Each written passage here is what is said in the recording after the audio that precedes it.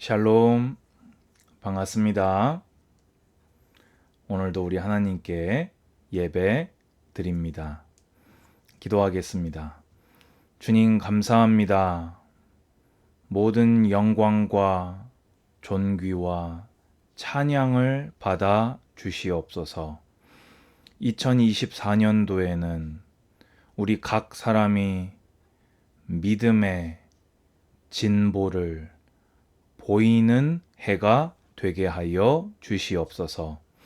오늘 나의 성경 읽기를 점검하고 또 한 구절을 점검하며 올바른 성경 읽기를 통하여서 하나님께서 나에게 하시고자 하는 말씀을 바르게 듣고 믿는 믿음의 성도들로 세워지게 하여 주시옵소서. 감사드리며 예수 그리스도 이름으로 기도드리옵나이다. 아멘.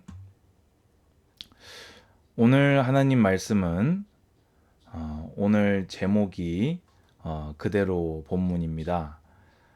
내 시작은 미약하였으나 내 나중은 심히 창대하리라입니다. 오늘 썸네일과 제목을 보시면서 여러분 들어오시면서 무슨 생각을 하셨습니까? 이런 걸 보고 낚시 제목이라고 하거든요. 사실 저희 이 예배를 들으시는 분 중에서는 오늘 저의 낚시에 걸려들 분이 거의 안 계시지 않겠나 그런 생각을 해봅니다. 근데 왜 이 제목이 낚시가 됩니까? 보통은 이 성경 구절을, 이게 보통이라기보다 한국 교회에서 이 성경 구절을 굉장히 오용을 많이 합니다. 그래서 보통 이 성경 구절을 언제 많이 인용하지요? 이 계엄 예배 드릴 때 이렇게 많이 인용을 합니다. 네 시작은 미약하였으나 내 나중은 심히 창대하리라. 여러분 막 마음 깊은 곳에서 막 아멘이 막 이렇게 터져 오를 그런 마음이 드는 기분 좋은 말씀 아닙니까? 그런데요, 오늘 제가 이제 이 구절과 이제 이걸 제목으로 그대로 쓴 낚시라고 한 이유가 뭐냐면은 이 말씀이 그런 식으로 사용되는 것은 잘못된 해석이기 때문입니다. 이 말씀을 위로 쭉 올라가 보면요, 이제 욥의 세 친구 중에 이 두 번째 수아 사람 빌닷의 말이거든요. 이 빌닷의 말을 보면요, 내가 어느 때까지 이런 말을 하겠으며 어느 때까지 내 입의 말이 거센 바람과 같겠는가? 하나님이 어찌 정의를 굽게 하시겠으며 전능하신 이가 어찌 공의를 굽게 하시겠는가? 내 자녀들이 주께 죄를 지었으므로 주께서 그들을 그 죄에 버려 두셨나니, 무서운 말을 빌다시 하고 있지요. 내가 만일 하나님을 찾으며 전능하신 이에게 간구하고 또 청결하고 정직하면 반드시 너를 돌보시고 내 의로운 처소를 평안하게 하실 것이라. 그러면서 내 시작은 미약하였으나 내 나중은 심히 창대하리라고 말한 겁니다. 자, 그러면요, 이 말에 지금 빌닷의 의도가 뭡니까? 복을 비는 말씀입니까? 계엄 예배에서 이 말씀을 인용했다는 말은 이것을 기복적인 말씀으로 인용해서 사용했다는 말이거든요. 하나님께서 성도님의 이 개업이 시작은 미약하였지만 이 개업의 이 사업의 나중은 심히 창대하도록 복을 주실 것입니다. 이렇게 했다는 말이에요. 그런데 이 성경에서 이 수아 사람 빌닷이 말하는 의도가 뭡니까? 쉽게 얘기해서 네가 이런 어려움 당한 거, 네 자녀들이 어려움 당한 거 죄를 지었기 때문에 하나님께 당한 심판이었다고 단정한 후에 네가 만일 지금이라도 회개하면 회개하는 자에게 비록 지금은 하나님의 징계로 인해서 네가 미약해져 있지만 회개하는 자를 주님께서 평안하게 하사 나중에라도 회개한 다음에라도 창대하게 해줄 것이다로 이 빌닷이 한 말인 겁니다. 그러면은 개업 예배에서 이 말씀을 인용하는 것은 잘못된 인용이다. 잘못된 설교다. 조금 직설적으로 말해보자면 조금 부끄러운 설교다. 이렇게 말을 할 수 있을 것 같습니다. 심지어 이 내용을 가지고요. 빌닷이 말하고자 했던 그 원래 의도 있죠. 회개하는 자를 주님께서 회복시키신다라는 의도로 이 욥기서 8장 1절에서 7절을 인용해도 썩 좋은 인용이라고 볼 수는 없습니다. 왜입니까?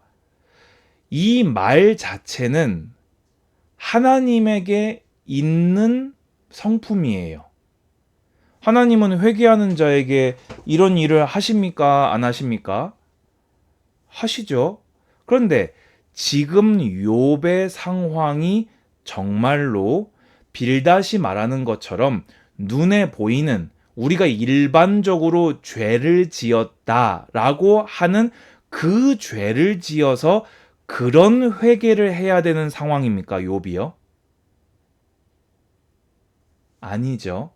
그러면 이미 이 빌닷 자체가 욥기에서 이 욥기 8장 1절에서 7절에서 이 말을 한 것 자체가 잘못 말한 건데 그나마 그거를 문맥적으로 확인도 해보지 않고 원래 의도대로 해도 좋은 인용이 아닌 거를 원래 의도대로도 안 하고 이 한글 문맥만 보고 인용하는 것은 완전히 어긋난 이 해석과 적용과 설교라는 것입니다.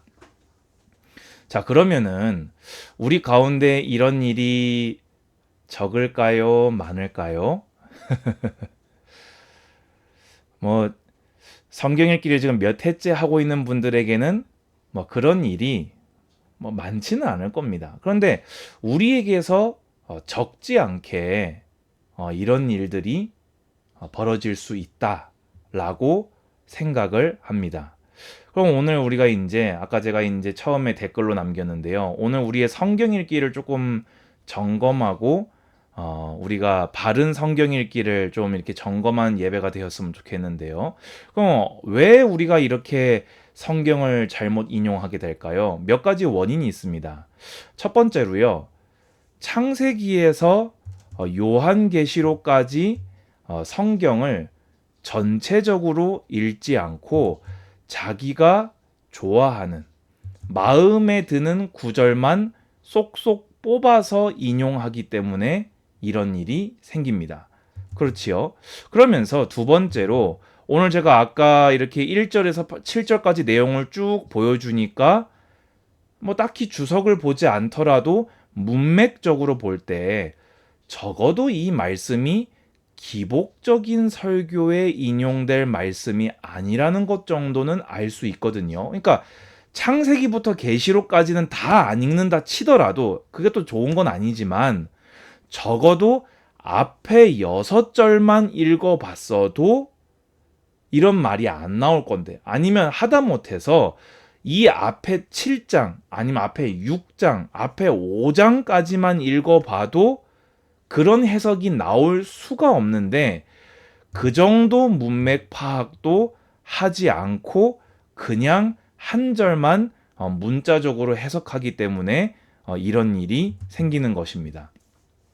또 그러면서 각 성경을 읽을 때 이 성경의 대필자, 원 저자는 하나님이십니다. 아멘이시죠? 대필자가 누군지, 어느 시대적인 상황에 기록을 하셨는지, 또 왜 이거를 기록을 했는지, 또 핵심 주제가 무엇인지 정도는 알고 이 전체 맥락을 가지고 그 권위 욥기가 전체적으로 말하고자 하는 게 뭔지를 알고 한 절을 보면 이런 실수를 잘 하지 않습니다. 그런데 그냥 읽는 거예요. 성경을 공부할 마음이 없이 그냥 읽고 자기가 좋아하는 한 구절만 쏙 뽑아서 인용을 하니까 이렇게 되는 것이지요. 또 그러면서 어떤 경우에 우리가 성경을 잘못 해석할까요? 사실 저는 이게 제일 크다고 보거든요. 내 마음에 이미 동기가 가득 차 있어요. 이미 의도가 있어요. 그러니까 쉽게 얘기해서 이 말씀 같은 경우에는 무슨 의도가 있겠습니까? 기복적인 복을 받고 싶은, 복을 빌고 싶은 의도를 이미 가졌어요. 그리고 나서 이 말씀을 보는데 어때요? 너무 코에 걸기 좋은 코걸이죠. 또 내가 의도를 가지고 이 말씀을 딱 보니까 너무 귀에 걸기 좋은 귀걸이가 되는 겁니다. 여러분, 그래서요, 성경 읽을 때요, 이미 내가 정답을 정해놓고 읽으면요, 하나님의 말씀을 올바르게 읽을 수가 없는 것이지요. 자, 그러면은 반대로 성경을 바르게 해석하기 위해서 우리가 해야 될 노력은 뭐가 있겠습니까? 바로 창세기부터 요한계시록까지 성경을 전체를 읽는 것입니다. 여러분 아멘 하시기 바랍니다. 여러분 가운데 혹시 아직 성경 읽기를 새해가 되어서 시작하지 못하신 분이 있다면 창세기부터 요한계시록까지 성경을 통째로 읽으시기 바랍니다. 두 번째로 아까 얘기한 대로 문맥을 전후를 적어도 몇 절이라도 확인을 하면서 이 말씀의 뜻이 무엇인가, 그 맥락 안에서 한 구절을 해석하신다면 이런 대표적인 이런 부끄러운 잘못된 해석을 차단할 수 있을 것 같습니다. 그러면서 성경을 읽는 사람은요, 성경을 이렇게 배우려고 하는 자세가 있어야 돼요. 배우려는 자세라기보다는 좀 겸손하고 낮은 마음이 있어야 됩니다. 무슨 말이냐면요, 내가 지금 이 한 구절을 오늘의 한 구절로 붙잡고 이렇게 오늘 기도하면서 살려고 하는데, 이렇게 적용하려고 하는데 이 말씀이 정말 그 말씀이 맞을까? 제가 이 말씀을 왜 드리냐면요, 저는 성경 읽을 때 그런 마음으로 읽거든요. 나는 어려서부터 신앙생활을 하면서 나는 이 말씀을 당연히 이 의도로 알고 있었는데 정말 맞을까 그게? 그러면은 확인을 해보게 됩니다. 그래서 여러분들도 읽을 때 한 구절을 딱 붙잡잖아요. 그러면은 적어도 한 번이라도 내가 오늘 붙잡은 이 의도가 정말 하나님이 원래 말씀하고자 하셨던 그 원 의도가 맞는지 확인하는 그런 겸손한 마음을 가지시면 좋겠습니다. 그러면서 이제 두 가지는 좀 비슷한 이야기인데요. 여러분들이 이렇게 성경을 구매하실 때 좀 좋은 성경을 잘 구매하셨으면 좋겠어요. 무슨 말이냐면은 보이십니까? 여기 보면은 1장 처음에 시작할 때 이렇게 간단하게 개론이 돼 있습니다. 저도 이제 매년 성경을 이렇게 새로 구매를 하는데요. 저는 이제 성경을 매년 새로 사니까 그렇다 치지만은 여러분들이 성경을 고르실 때 적어도 각 권에 대해서 간단한 이렇게 개론적으로 저자가 누구고 시대가 어떻고 핵심 주제가 무엇이고 이거를 받는 사람은 어떤 사람인지 이 정도는 우리가 적어도 확인을 하고 1장 1절부터 읽어 나가야 된다고 저는 생각합니다. 그리고 평생 신앙생활을 하신다면 단권짜리 주석 아니면 세 권짜리 주석 이거는 성경을 평생 읽기로 마음먹은 성도에게는 정말 필수적인 투자다. 그렇게 생각을 합니다. 그래서 여러분들이 그런 마음을 가지고 잘 이렇게 주석이나 성경을 구비를 하셨으면 좋겠고요. 마지막으로 아까 말씀드린 대로 우리 귀에 걸면 귀걸이, 코에 걸면 코걸이라고 했지요. 말씀을 읽으실 때 이미 의도를 가지지 않고 성경을 읽는 것이 정말 중요합니다. 사실 이게요, 제일 어려운 것 같아요. 사람이라는 게 상황이 없을 수 없고, 상황이 있으면요, 나도 모르게 그 상황을 가지고 성경을 읽게 됩니다. 때로는 내 상황을 하나님께 아뢰는 그것도 나쁜 믿음은 아니라고 할 수 있겠죠. 하지만 성경의 원래 의도를 파악하는데 가장 방해되는 것은 내가 듣고 싶은 말을 이미 정해놓고 성경을 펼치는 겁니다. 그래서 우리가 성경 읽기 전에 우리가 기도하고 또 성경 읽은 뒤에 기도하는 것이 너무나 중요하다고 볼 수 있겠습니다.